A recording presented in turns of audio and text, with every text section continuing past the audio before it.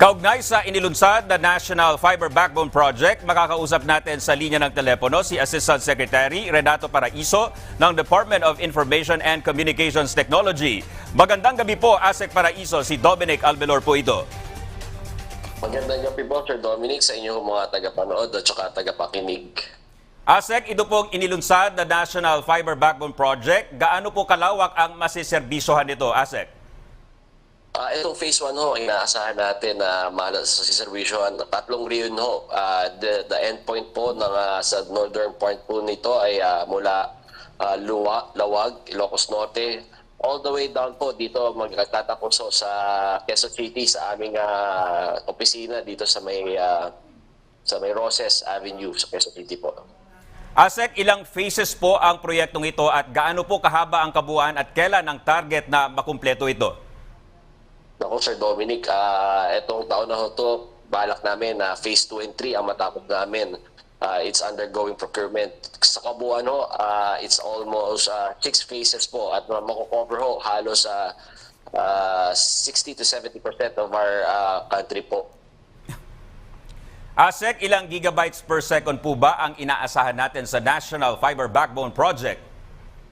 Well, it really depends sa service providers po. Pero ito hong nilunsad ho natin kahapon, kasama ang ating mahal na Pangulo, Pangulong Ferdinand Romualdez Marcos Jr., katuwang ho natin ang private sector, particular na ho ang kumpanya ng Meta who owns Facebook. They donated around 2 terabits of spectrum and broadband dito sa ikakabit natin sa phase 1. So most of it would be used by government and LGUs po. ASEC, kapag nakumpleto po ba ito, lahat ba ng government centers at LGUs ay dito na po ba kokonekta, ASEC?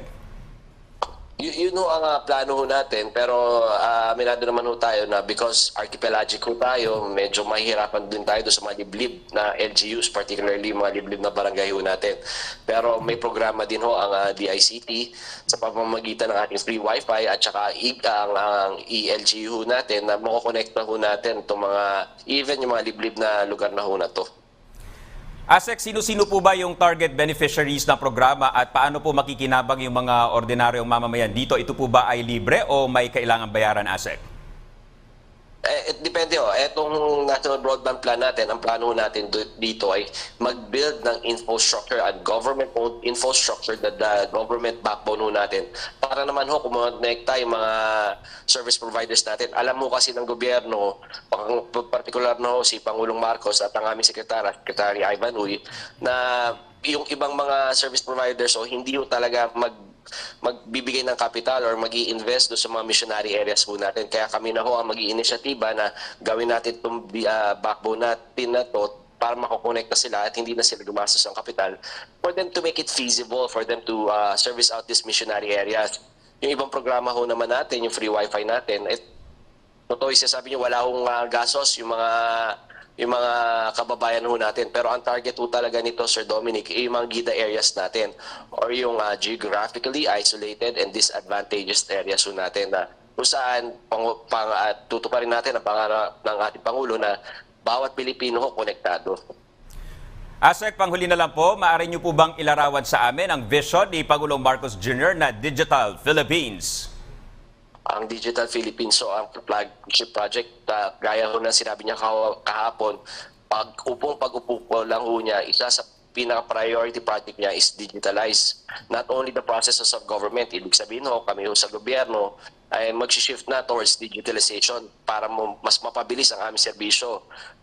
The ease of doing government, kasama ho natin ng ARTA. At ito naman ho para sa mga kababayan natin, para talaga makakonekta lahat, even yung mga liblib na lugar, para naman ma-take advantage. Kasi para, di ba, magdi-digitalize nga ang gobyerno, pero wala ka namang connectivity doon sa mga smartphones mo or mga gadgets mo, hindi mo rin matatake advantage, Sir Dominic. Alright, maraming salamat po, DICT Assistant Secretary Renato Paraiso. Magandang gabi po, sir.